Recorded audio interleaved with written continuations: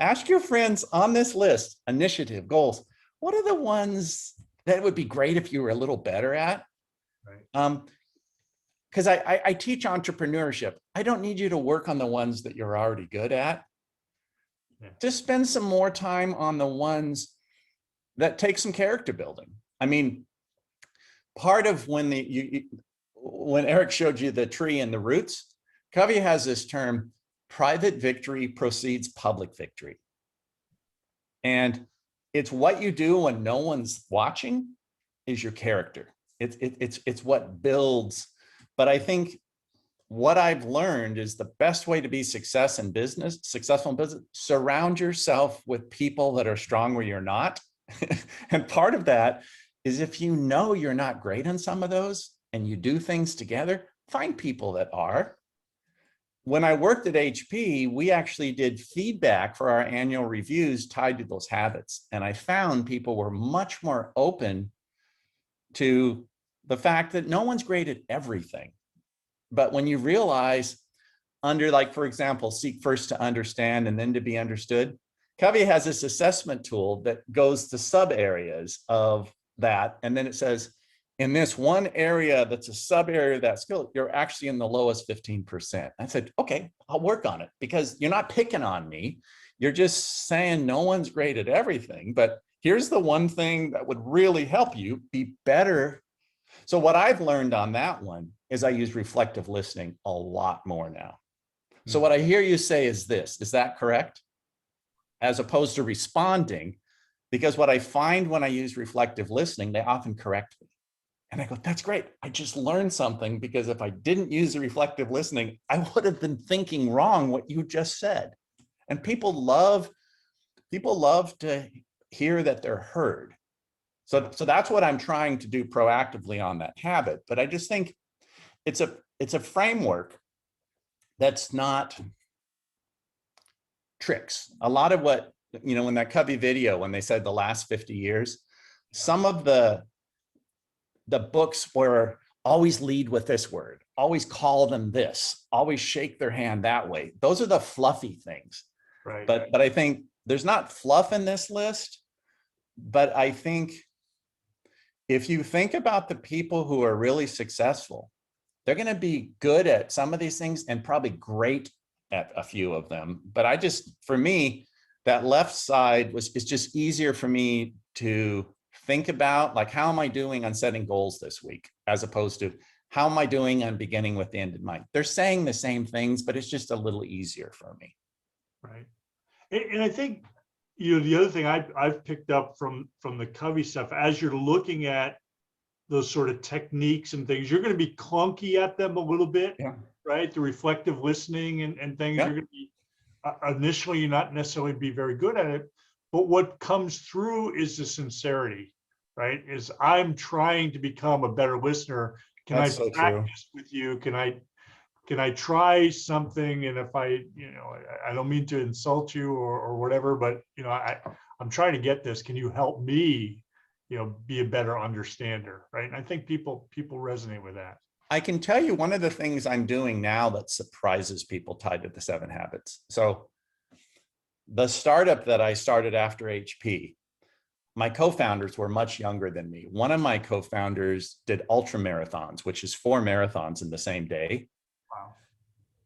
And when I started the company, I was mid-40s, he was 26, and my other co-founder was 24. The 24-year-old did full triathlon. So they shamed me into doing 5Ks, 10Ks. I ended up doing my first marathon when I was 50. So I did a process, but I'm 61 now, but between walking and running, I do the distance of 2 marathons every week. But that's my big rocks. Those are the ones I make appointments with myself, and I track on my Apple Watch. I do it.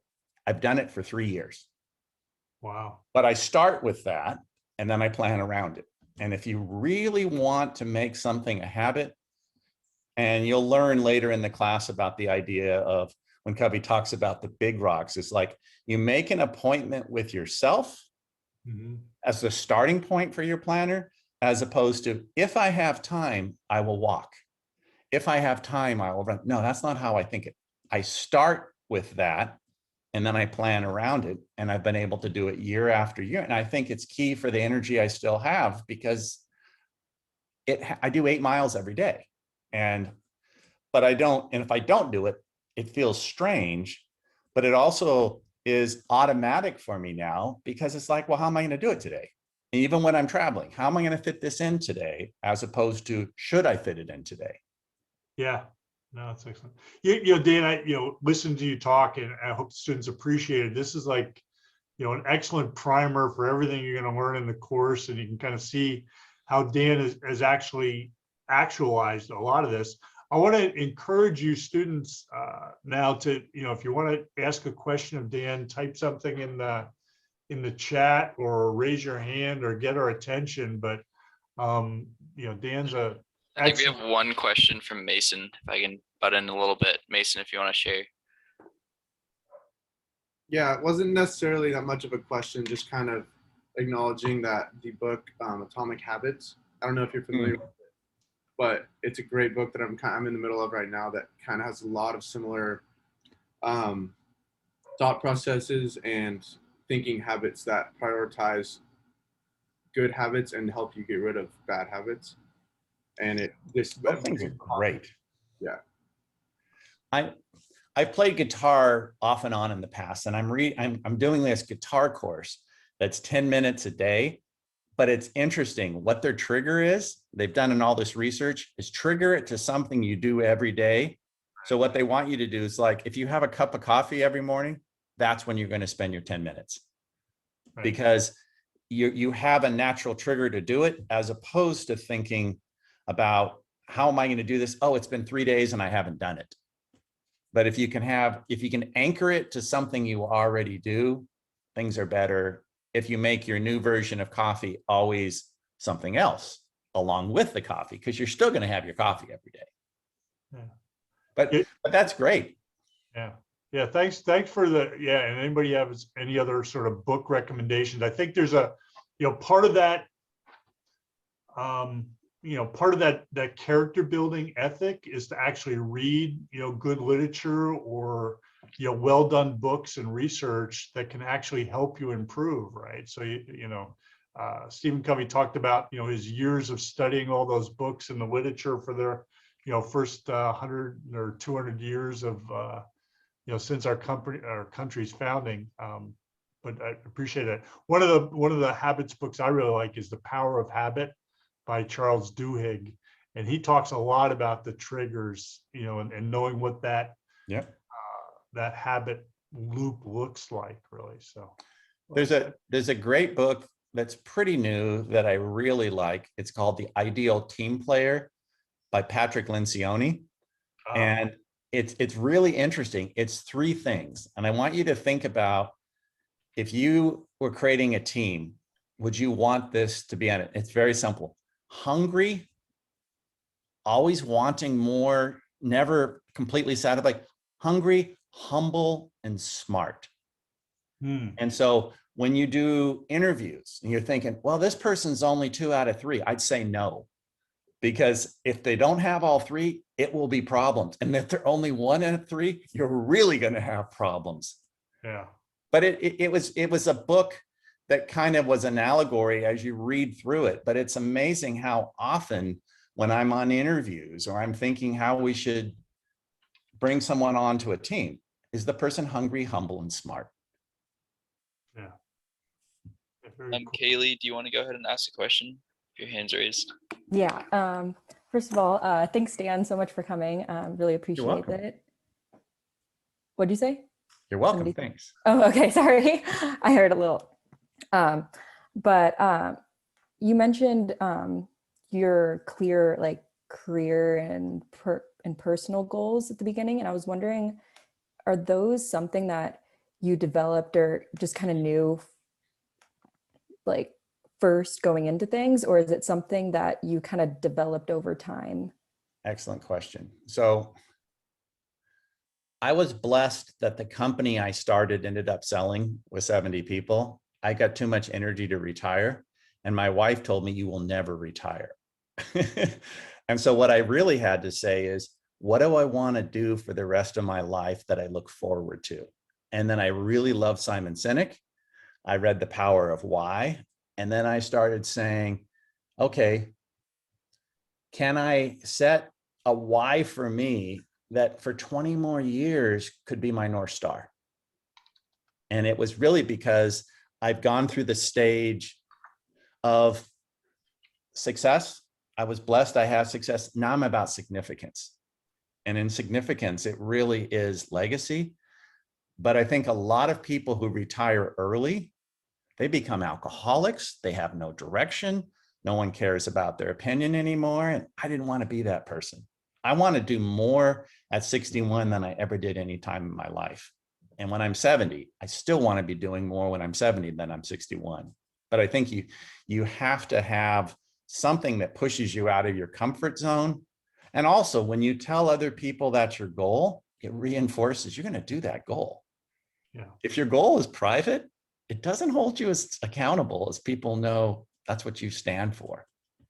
And also, it also helps you make decisions. Is this company still the right company for me? Am I converging on this goal that I set for myself? Or do I need to get to a bigger company so I can do more? And I think that's the power of goals. And that really is begin with the end in mind, which is the second habit. But the Simon Sinek Power of Why, that book is a great way to just help you think about step by step, what is your why? What motivates you? Everyone's different. Oliver, do you have a question? I was going to add on to sort of what Kelly said, like with discovering that goal, like, did you have some form of that goal earlier in your career that sort of drove you, or did it really only emerge later on? That's a good question. So my goal earlier wasn't as specific. It was more do well in what I did, but I didn't get as much satisfaction from that. I was able to do well at my job, but when I got up in the morning, I didn't have a check and balance for myself. How am I doing? So when I did the startup, that was 8 years, from scratch to when we finally sold.